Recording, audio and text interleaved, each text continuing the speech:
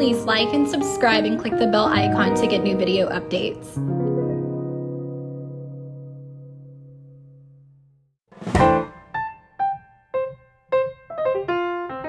Hello, welcome to King Cole 1965 for all things Nat King Cole and more. I am your host, Danny Lamar Evans. In today's video, I'll be discussing one of my least favorite albums by Nat King Cole. Nat King Cole sings My Fair Lady. Before we get started, please take a moment to like and subscribe to the channel. Click that bell icon so you'll be updated for all my future videos.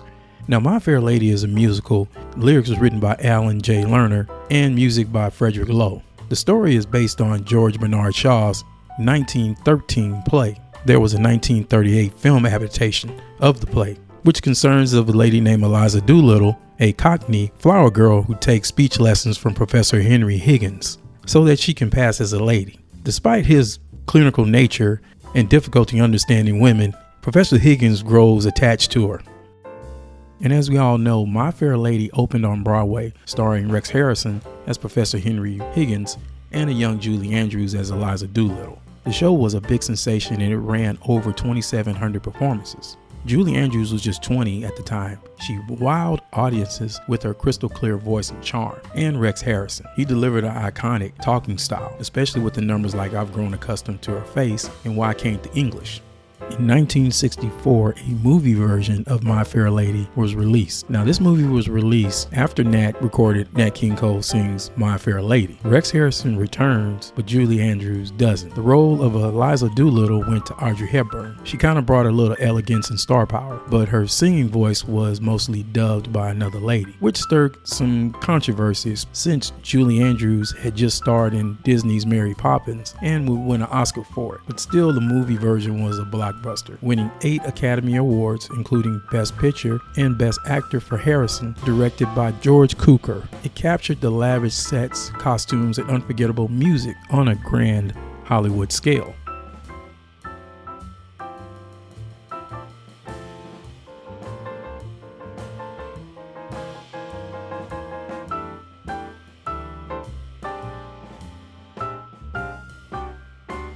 From September 9th through the 29th in 1963, Nat was performing at the Latin Casino, just east of Philadelphia in Cherry Hill, New Jersey, as part of his Sights and Sounds tour. The tour premiered in LA in August, and the tour kept Nat and company on the road, mostly in the Northeast and Midwest, until early December. Since Nat was working in the evening, these sessions most likely took place from around 1 to 4 p.m., which was fairly standard for him. It was never really revealed exactly why Lee Gillette chose to have Nat record the album in Philadelphia. Nat had pretty much recorded if he was in the East Coast at the New York studio, and this album just could have been easily done there, but instead of the ballroom in Philadelphia, which was often used for the Philadelphia Orchestra. Now, there's also been a little confusion about the recording venue. Ralph Carmichael indicated that it was held at the Philadelphia Athletic Club, while Louise Stewart Davis, a Philly native and background singer on the recording, she reviewed in an interview that it was held at the Broadwood Hotel. The Broadwood Hotel became the Philadelphia Athletic Club around 1962. Now, Ralph has this story during the recording sessions on how Lee kind of got a little upset with Ralph because Ralph kind of didn't have the charts ready at the time for the recording session. And Ralph said it was kind of horrible.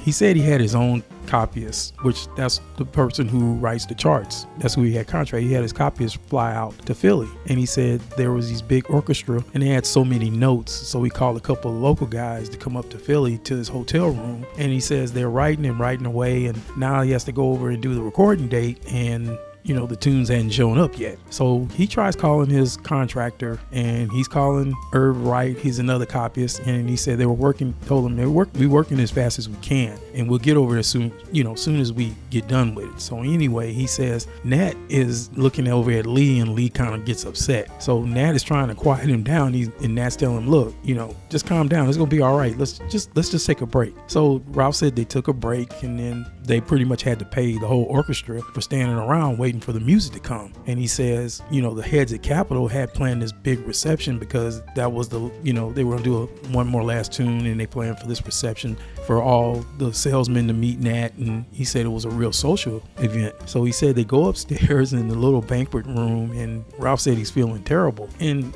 as the time go by, finally they wait for about an hour and the music's still not there. And he said he can see Nat and Lee and the contractor, they're just kind of pacing around. So they called him over, and Nat said, we're just going to call it a day. So he said that Nat decided him and Lee to go have drinks. I guess they went to a restaurant and they had drinks and stuff. And he said that they have gone to this place called Bookbinders. So he said Lee, I guess Nat went back to his room and Lee was with Ralph. So he said they were headed back to the hotel, and he said it was kind of late, and they get out of the cab and they go up the stairs in the hotel. And Ralph said, the hotel kind of looked like the White House, and he said he get halfway up. He said Lee stops. He turns around, he grabs Ralph, and he starts cursing him out and swearing at him. He said, Nat thinks this is the copyist and the orchestra thinks this is the copyist, but I know it was you. So he pretty much was blaming Ralph for being late, and he was pretty much venting at Ralph and giving him a hard time. And Ralph said, I had to take it because he was right. He said, I'm always at the last minute, and he just barely make these deadlines. He said that was the first and last time he ever missed a deadline. But if Nat would have been there, I think Nat probably wouldn't appreciate, because Nat wasn't a confrontational type of guy. So I'm pretty sure he probably would have stopped it. The album debuted on the Billboard Top LP charts. It peaked at number 74 for 23 weeks. And it debuted Cashbox album chart because in the issue dated September 26, 1964, it remained on the chart for 6 weeks, peaking at number 75.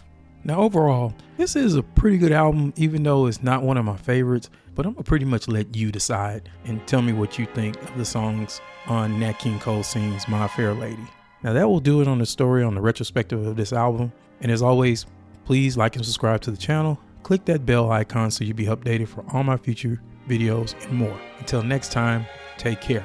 Bye for now. Thank you, ladies and gentlemen, for being such a lovely audience. Like I always say, make the best of everything, because once you're dead, brother, life ain't worth living. This is our lovely way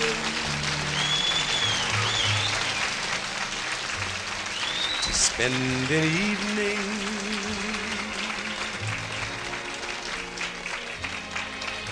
Hope I may come again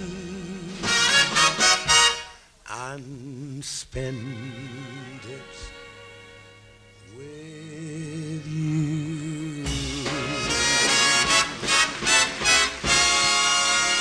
Thank you. Good night. God bless you.